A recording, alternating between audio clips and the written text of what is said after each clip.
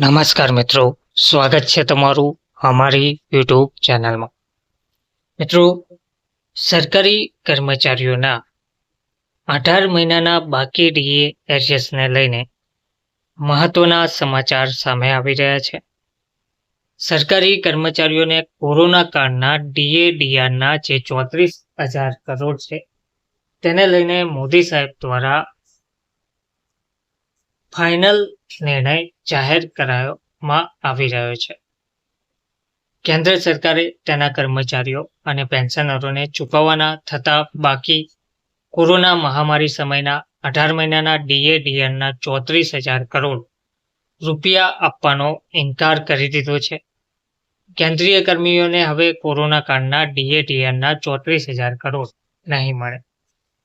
વિવિધ કર્મચારી સંગઠનો જે ઘણા લાંબા સમયથી સરકાર સમક્ષ આ માંગ કરી રહ્યા હતા, જોકે સંસદના ચાલુ સત્રમાં નાણાં રાજ્યમંત્રી પંકજ ચૌધરીએ સ્પષ્ટ શબ્દોમાં જણાવી દીધું છે કે કોરોના કાળના 1.5 વર્ષનું બાકી મોંઘવારી ભથ્થું કે મોંઘવારી રાહત આપવા શક્ય નથી. તેનું એરિયર્સ જારી કરાશે નહીં. કોરોના કાળમાં સરકારે 18 મહિના સુધી ડીઆર રોકી રાખીને 34,402 કરોડ રૂપિયા બચાવ્યા હતા. સરકારે ગયા વર્ષે પણ આ સંબંધમાં સંસદમાં પૂછાયેલા પ્રશ્નના જવાબમાં કહ્યું હતું કે રાજકોષીય ખાત એફઆરબીએમ અધિનિયમમાં દર્શાવેલા સ્તરથી બમણીથી પણ વધારે છે.